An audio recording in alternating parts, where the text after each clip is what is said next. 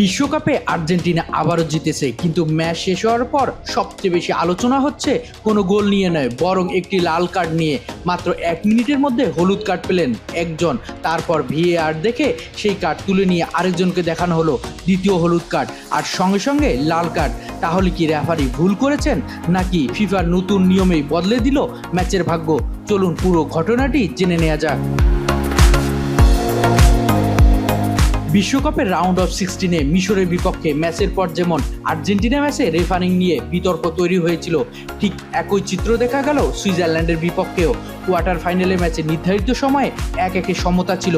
72 মিনিটে সুইজারল্যান্ড আক্রমণের গতি বাড়াচ্ছিল। ঠিক সেই সময়ে আর্জেন্টিনার লিয়ান্দ্রো পারদেসের বিরুদ্ধে ফাউলের বাঁশি বাজিয়ে তাকে হলুদ কার্ড দেখান রেফারি। সবকিছুই স্বাভাবিক মনে হচ্ছিল, কিন্তু কয়েক মুহূর্ত পর ভিএআর রেফারির মনিটরে ডেকে পাঠায়। ভিডিও দেখে মাঠে ফিরে রেফারি নিজের সিদ্ধান্ত বদলে দেন। পারেদেসের হলুদ কার্ড বাতিল করে উল্টো সুইজারল্যান্ডের বিল অ্যাম্বোলোকে হলুদ কার্ড দেখান, আর সেটিই ছিল অ্যাম্বোলোর দ্বিতীয় হলুদ কার্ড। ফলে নিয়ম অনুযায়ী তাকে লাল কার্ড দেখে মাঠ ছাড়তে হয়। মাঠ ছাড়ার সময় কান্নায় ভেঙে পড়েন অ্যাম্বোলো। 10 জনের দলে পরিণত হওয়া সুইজারল্যান্ড এরপর আর ম্যাচে ফিরতে পারেনি। অতিরিক্ত সময় হুলিয়ান আলভারেজ ও লাউতারো মার্টিনেজের গোলে আর্জেন্টিনা 3-1 ব্যবধানে সেমিফাইনালে পৌঁছায়। কিন্তু প্রশ্ন, কেন এমন সিদ্ধান্ত? উত্তর লুকিয়ে আছে ফিফার নতুন মিস্টেকেন আইডেন্টি রুলে। এই নিয়ম অনুযায়ী রেফারি যদি ভুল খেলোয়াড়কে হলুদ বা লাল কার্ড দেখান, তাহলে ভিএআর এর সাহায্যে সেই সিদ্ধান্ত পরিবর্তন করা যায়, প্রকৃত অপরাধীকে শাস্তি দেওয়া হয়। এই ম্যাচে রেফারি বুঝতে পারেন পারেদেস আসলে ফাউল করেননি, বরং অ্যাম্বোলো ফাউল আদায়ের জন্য অতিরঞ্জিতভাবে পড়ে গিয়েছিলেন। তাই পারেদেসের কার্ড তুলে নিয়ে অ্যাম্বোলোকে হলুদ কার্ড দেখানো হয়। যেহেতু এটি তার দ্বিতীয় হলুদ কার্ড ছিল, তাই স্বয়ংক্রিয়ভাবে লাল কার্ডও দেখতে হয় তাকে।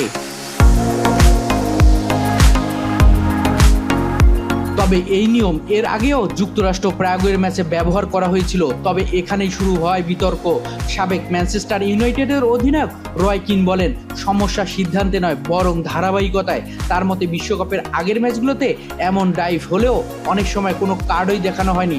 তাহলে শুধু এই ম্যাচেই কেন কঠোরতা? অন্যদিকে সাবেক স্ট্রাইকার ব্র্যাডলি রাইট ফিলিপস বলেন, অ্যাম্বোলোর ভুলের কারণেই তার দল সেমিফাইনালে ওঠার সুযোগ হারিয়েছে।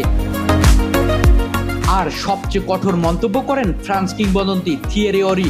তার ভাষায়, আপনি যদি এই ঘটনায় অ্যাম্বোলোকে সমর্থন করেন, তাহলে ফুটবল আপনার জন্য নয়। সব মিলিয়ে আর্জেন্টিনার সেমিফাইনালে উঠলেও ম্যাচের পর সবচেয়ে আলোচনার বিষয় হয়ে দাঁড়িয়েছে ভিএআর, ফিফার নতুন নিয়ম আর ব্রিল অ্যাম্বোলোর সেই বিতর্কিত লাল কার্ড।